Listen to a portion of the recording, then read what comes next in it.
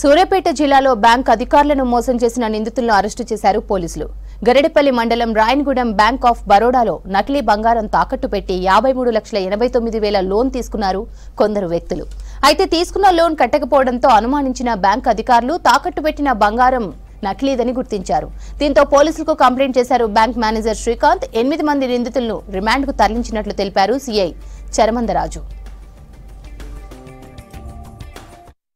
Fake gold పెట్టి loan తీసుకున్నటువంటి విషయంలో 8 మందిని అరెస్ట్ చేయడం జరిగింది. వీళ్ళందరూ కలిసి ఆ యొక్క బ్యాంక్ ఆఫ్ బరోడా వాళ్ళతో నరేంద్రతో కుమ్మక్కై దపదపాలుగా వీళ్ళ కుటుంబ సభ్యులు 4 మరియు స్నేహితులు 3 ఆ అప్రైజర్తో కలిపి 8 మంది వీళ్ళందరూ కుమ్మక్కై రిత్విక్ గోల్డ్ నుంచి అక్కడ నుంచి ఈ యొక్క బంగారాన్ని తీసుకొని వచ్చి అది నకిలీ బంగారాన్ని వీళ్ళు ఇక్కడ బంగారంగా ఇతనితో ఆల్రెడీ అప్రైజర్తో కుమ్మక్కైనారు కాబట్టి అతని ద్వారా దాన్ని నిజమైన బంగారంగా నమ్మించి బ్యాంకు ద్వారా మొత్తం 53,89,000 రూపాయలు తీసుకోవడం జరుగుతుంది.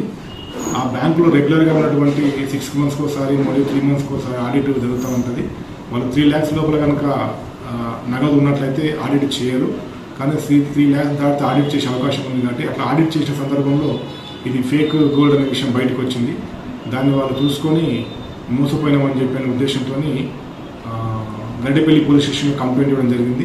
ఆ కంప్లైంట్ మేము ఆధారంగా తీసుకొని ఈ యొక్క కేసును చేయించడం జరిగింది. ఈ కేసును చేయించే క్రమంలో నెల్లూరులోని రిత్విక్ గోల్డ్ షాపు మరియు తెనాలిలోని షాపు దగ్గర వీరి రకరకాలుగా వారిని వెరిఫై చేసుకుంటూ ఇవన్నింటినీ కూడా మేము చేయించినాము. వీరి దగ్గర నుంచి మేము ఒక 7 సెల్ ఫోన్ రికవర్ చేయడం జరిగింది.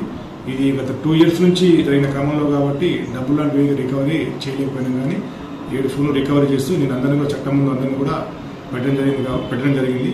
కాబట్టి ప్రజలు ఇట్లాంటి మోసాలకు పాల్పడే వ్యక్తుల నుంచి